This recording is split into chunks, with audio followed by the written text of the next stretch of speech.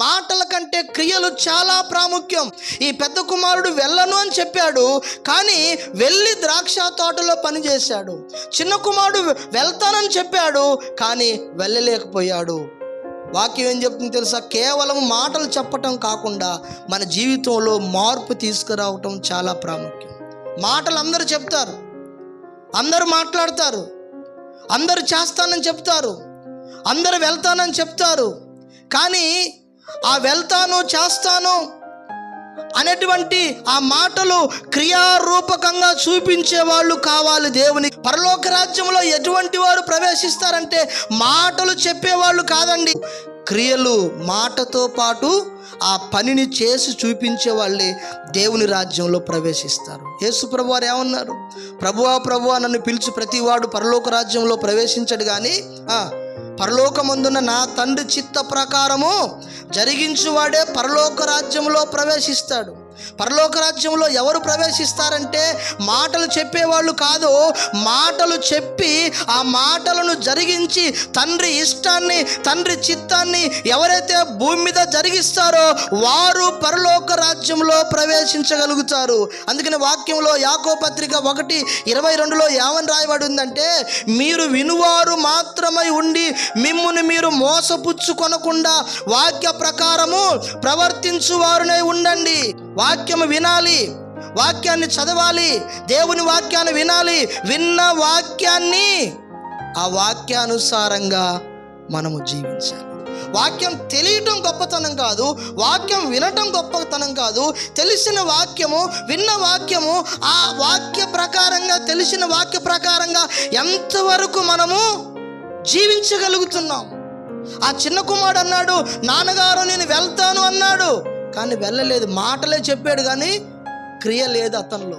పెద్ద కుమారుడు వెళ్ళను అని చెప్పాడు, కానీ తన మనసు మార్చుకొని వెళ్ళి ద్రాక్ష తోటలో పనిచేశాడు.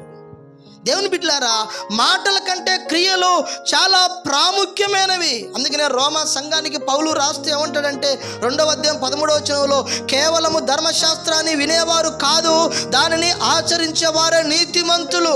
దేవుని మాటలు వినేవారు నీతిమంతులు కాదండి. వాక్యం అందరూ వింటారు, విన్నవాళ్ళు కాదు. ఆ విన్న వాక్యాన్ని ఆ ధర్మశాస్త్ర ప్రకారము ఎవరైతే దాన్ని ఆచరిస్తారో వాళ్ళే నీతిమంతులు. నీతిమంతులు దేవుని రాజ్యంలో ప్రవేశిస్తారు. కాబట్టి వాక్యము మాటల కంటే క్రియలు చాలా ప్రాముఖ్యమైనవి. దేవుని బిడ్డలారా, దేవునికి కావాల్సింది మాటలు కాదు, దేవునికి కావాల్సింది వాక్యము వినేవారు కాదు, దేవునికి కావాల్సింది వాక్యాన్ని తెలుసుకున్న వాళ్ళు కాదు. ఆ విన్న వాక్యము, తెలిసిన వాక్య ప్రకారంగా భక్తిని కాపాడుకొని భక్తి మార్గములో దేవుని మాటల ప్రకారము జీవిస్తూ, ఇదిగో ఈ పెద్ద కుమారుడు వల్లే మొదట వెళ్ళనని చెప్పినా వెళ్ళి ద్రాక్ష తోటలో మనసు మార్చుకొని పనిచేసినట్లుగా అటువంటి వ్యక్తులు దేవునికి కావాలి.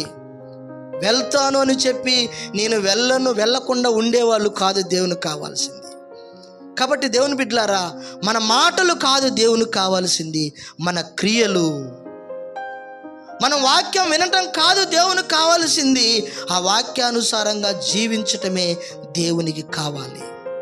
కాబట్టి దేవుడు ఏం కోరుకుంటున్నాడంటే, నా మాటలు విని నా మాటల ప్రకారము జీవించేవాళ్ళు కావాలి.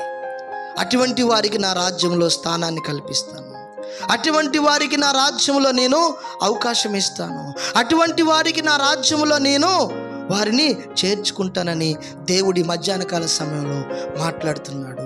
ఆ తండ్రి ఎవరో కాదు, యేసు ప్రభువే. ఆ ఇద్దరు కుమారులు ఎవరో కాదు, ఇదిగో ఇక్కడ కూర్చున్న నీవు నేనే.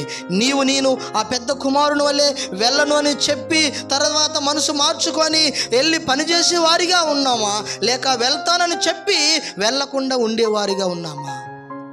దేవునికి వెళ్ళను అని చెప్పినంత మాత్రాన దేవుడేం బాధపడడు, కానీ తర్వాత మనసు మార్చుకొని వెళితే దేవుడు సంతోషిస్తాడు. నీవు భక్తి చెయ్యకపోయినా దేవుడు బాధపడడు, తర్వాత మనసు మార్చుకొని చేస్తే దేవుడు సంతోషిస్తాడు. నువ్వు భక్తి చేస్తానని చెప్పి చెయ్యకుండా ఉంటే దేవుడు బాధపడతాడు. కాబట్టి దేవుని బిడ్డలారా, మనము మాటలు కాదు క్రియలు చాలా ప్రాముఖ్యమైనవి. కాబట్టి మనం దేవుని రాజ్యంలో ప్రవేశించాలంటే దేవుడు కోరుకుంటున్నది మాటలు చెప్పేవాళ్ళు కాదు, చేతల్లో ఉండాలి, క్రియల్లో ఉండాలి. అందరు మాటలు చెప్తారు, అది చేస్తామండి, ఇది చేస్తామండి, అలా అండి, ఇలా అండి, అందరు చెప్తారు, కానీ మాటలు చెప్పరు.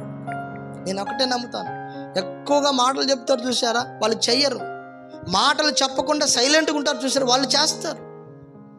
మాటలు చెప్పే వాళ్ళు కాదు దేవునికి కావాల్సింది. మాటలు చెప్పు, కానీ చెప్పిన మాట ప్రకారం నువ్వు చేయాలి. వాక్యం విన్న వాక్య ప్రకారంగా నేను జీవించటానికి ఇష్టపడాలి. అటువంటి వారిని దేవుడు కోరుకుంటున్నాడు.